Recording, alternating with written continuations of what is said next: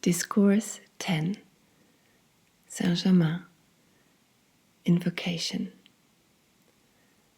Mighty luminous presence, I am the conquering power. I am the radiant splendor filling everything in manifestation. I am the life flowing through all manifestation. I am the intelligence governing all activity, inner and outer, making it one perfect activity. Out of thy light, mighty presence, which I am, all things are precipitated into form. I am the exhaustless energy governed by thy wondrous, infinite intelligence. Light the illumining center within these bodies who come under this radiation. Expand that light into the full illumination of the body and mind, raising it into thy active, perfect, eternal garment. Mighty light, send forth thy rays into the hearts of mankind, into all official places, commanding justice, illumination, and perfection of thyself to express, bringing relief, release, and light unto humanity.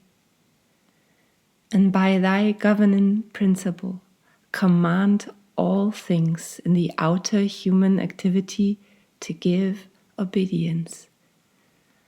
I bring you greetings from the great hosts of loved ones who always watch and minister to those whose devotion reaches unto them.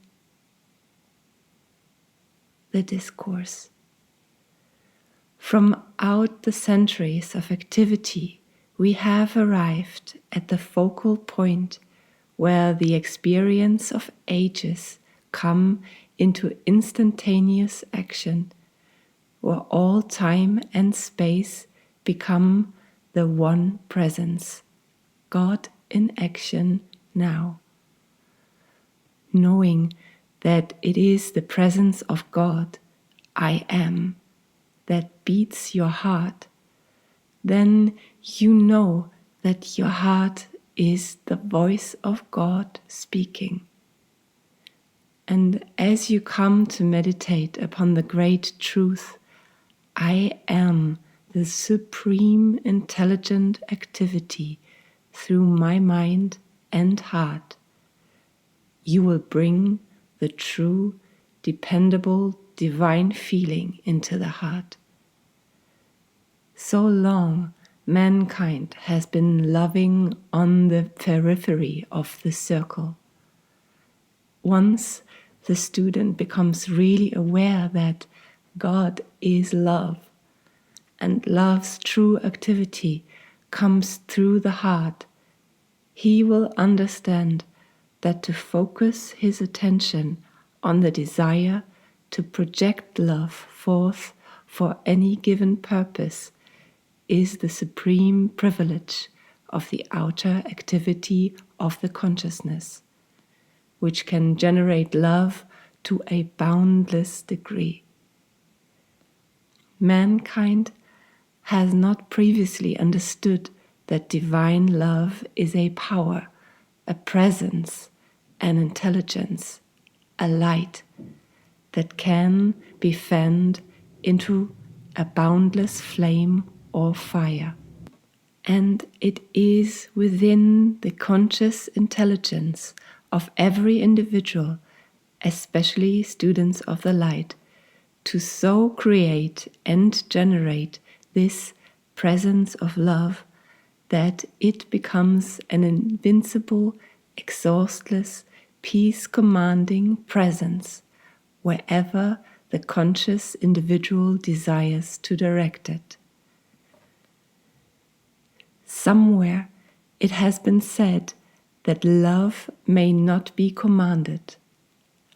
I say to you, love is the first principle of life and may be generated to any degree or without any limit whatsoever for infinite use. Such is the majestic privilege of the conscious use and direction of love. When I say generate, I mean the opening of the door through conscious devotion to the outpouring of this exhaustless fountain of love, which is the heart of your being, the heart of the universe. Students, by contemplating this infinite power of love, become such a fountain of its outpouring that its conscious direction may be infinite in the student's use. When my beloved students wish to hasten their liberation from certain events or outer activity, I can but say, I am the commanding presence, the exhaustless energy, the divine wisdom causing my desire to be fulfilled.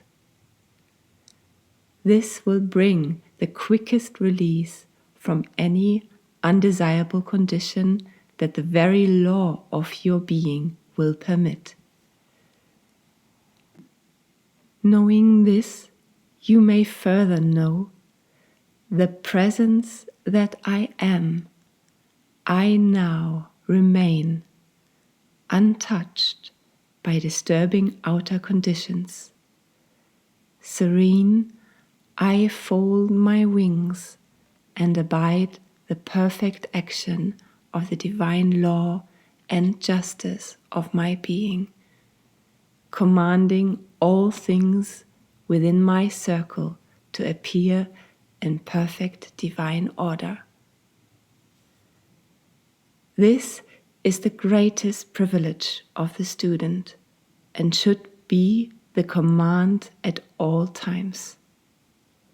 Here I shall say something that should be very encouraging, and I trust it will. Each student who is earnestly striving for the light is being toughened as you make the toughest steel, which wears the longest, holds the best, and is the strongest. Such is what the life of experience brings to the individual. When one craves to be released and still there appear trying experiences, it is the toughening of the steel of character and the strengthening of the individual that gives him at last the perfect and eternal mastery over all outer things. One may, with the right understanding of this, easily rejoice in the experience which is enabling him to turn to and bask in the glorious, wondrous I am presence. Thus, beloved students, you should never grow weary of well-doing, nor meeting the experiences that sometimes seem to weigh heavily upon you. But rejoice that every step forward leads to that eternal goal which does not have to be repeated. This is what the student often forgets to use. I am the strength, the courage, the power to move forward steadily through all experiences, whatever they may be, and remain joyous and uplifted, filled with peace and harmony at all times, by the glorious presence which I am. To the athlete on the racetrack, the beginning of the race is glorious anticipation. But as he reaches that goal and his adversary draws near, he puts forth every effort, his breath becomes short, and with one last leap he crosses the line to victory. So it is with students on the path. They know in the use of the I Am presence they cannot fail. Therefore, all that is necessary is to tighten your belt, gird yourself for whatever is required, and with a wave of the hand to your adversary, bid him farewell. More fortunate than the athlete, the student knows from the beginning that he cannot fail, because I am the exhaustless energy and intelligence sustaining him or her. The power of precipitation the student should understand and remember at all times is within the I Am presence. I am here, the life principle and intelligence in this body. I am everywhere, even unto the heart of God, the governing intelligence of the universe. Therefore, when I wish to precipitate anything whatsoever, I know I am the power acting. I am the intelligence directing. I am the substance being acted upon. And I now bring it into visible form and my use. The contemplation of this phrase just expressed will enable the student to enter into this activity without strain or anxiety. The question that so often confronts the students in the power of precipitation is that of money. The first question is, how is it that money may be precipitated without interfering with the government allotment? Since the creation of money as a standard of exchange, gold being its standard and heart, so to speak, and the security of all issue, it will be remembered that there have been almost a countless numbers of disasters in one form or another, though which gold and the issue of money have been, to the outer sense, destroyed. Billions of dollars in this manner have disappeared. Therefore, with any money, and it is usually gold that is precipitated, there is no danger of passing the limit set by a government for its use. Again, there have been billions of Spanish gold and denominations of other countries that have been burned, lost, submerged at sea, etc., to the extent that precipitation would have to run into great numbers before there would be any question as to its legality. More often, gold is precipitated in its natural state, therefore always legal in its use. As the world has recently offered a premium for more gold production, why not precipitate it and bless the world by its use? But I shall not hold myself responsible for the questions that will be asked when you do precipitate it, unless you have a mine from which you can supposedly have brought it forth, for you have no idea what the curiosity of the outer mind is until you call its attention to gold. I assure you, the outer is immediately set on fire. However, I am the presence governing it.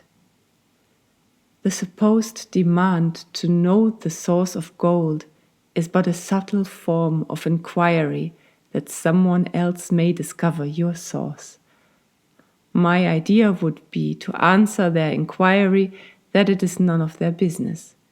Simply say, here is the gold, test it. If it is not 100%, you may refuse it. If it is, you are compelled to receive it by the laws of your government. You will understand, beloved students, that it is only in the outer activity of the physical world that you require a medium of exchange. For the moment one rises into the power of precipitation, he has little use for gold or money or any kind of exchange, except as incidents may require. As one by one you come into the ascended state, you will have many a hearty laugh about the seeming importance of these outer problems of the physical or outer world, for they are all but the Maya, which means but constant change. Remember, there is only one thing in the universe that is permanent, real, and eternal. That is the I Am presence, God in you, which is the owner, the creator, and the intelligence governing all manifested form. Then, to know that you are that presence, that I Am presence, places you, beloved students, independent of all outer manifestation. Do not misunderstand me. I know you have to come into this understanding sufficiently, but if you are sincere, have dauntless determination in your recognition of the I Am presence, God in action in you, you will find yourself, even to the outer sense, quickly rising into that dominion and independence in which you can say to all outer things, "Is it possible thou didst once disturb me?" Some of you have had an inkling how gross and coarse all outer form seems when once you are liberated from it. To your finer, higher sense, it seems incredible that you could have inhabited and still are inhabiting and using a form so gross and imperfect. Had you long ago recognized, claimed, and rejoiced in the I Am presence as you are doing today, these outer forms would have become so refined that you could have come back to them with very great grace. However, one has but to rejoice at every step of attainment, and every step he hopes to attain, because hope becomes faith, and faith becomes reality. Now, beloved students, under no circumstance allow the experience of the outer to pall upon you, but in this recognition rejoice every day, every hour, every minute that brings you nearer to the goal of freedom and release from limitation, that freedom you have so longed for and so much desired. The light is growing very bright within some of you. Continue on with that calm, dauntless determination to scale the heights, for I am that great presence sustaining you and you cannot fail. You know, the old phrase used to spur one on, and especially among soldiers, was to tell them they were cowards and yellow.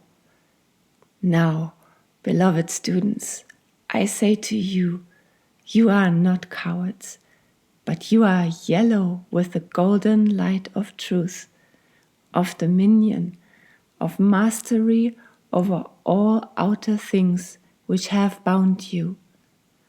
And with one mighty surge of the I Am presence, you break every binding chain, shatter all sense of limitation, and stand forth in your freedom, the glorious, radiant, majestic being that you really are.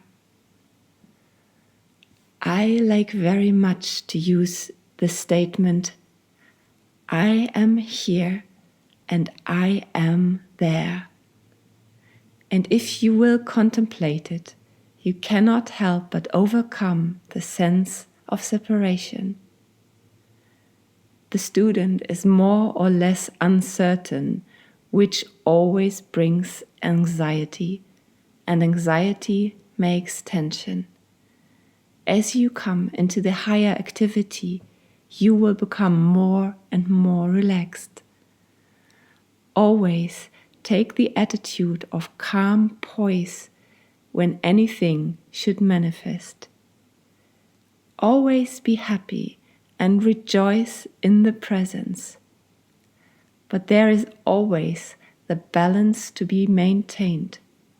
It is the middle way. Hold yourself within this center poise. One can rejoice as deeply in a calm poise as he can in over-exuberance. The calm poise conveys a certain something to others that they need, for every human being needs poise and the conscious realization of the necessity of calmness and poise, because it never leaves one off guard. Poise has within it a certain power of self-control and guard, which is very essential. You will be not only delighted, but amazed at times at the marvelous things that will come with it. Use I am the perfect poise which controls everything. When you use the I am presence, be sure to keep it as a permanent thing. Each one try this, and if you do not feel results at first, just go on, for you certainly will as you use it more and more. I am the presence charging this water with a life-giving essence which I absorb and which renews my body in perfect health and eternal youth. Affirm often, I am here and I am there. I am conscious action everywhere. To discordant activities say, I am the presence preventing this. I am the positive, peaceful control of this whole situation. In the I am consciousness is the wisdom that knows what is required. Know always that I am the controlling, governing presence of this meeting or situation. There is nothing that comes into physical form which is not first perfected on the invisible or higher planes. The students should not discuss this instruction, but just rejoice in living it themselves. If they will do this, they will receive so much more from it, because there will be no conflicting vibrations to disturb them. Benediction. Wondrous presence of the God I am. We give praise and thanks for this feeling of the certainty of Thy presence that is growing within the consciousness of these students under this radiation. We rejoice in the great light of Thy presence, enfolding each one, which goes forth unto all humanity, changing all discord into love and peace. We thank Thee.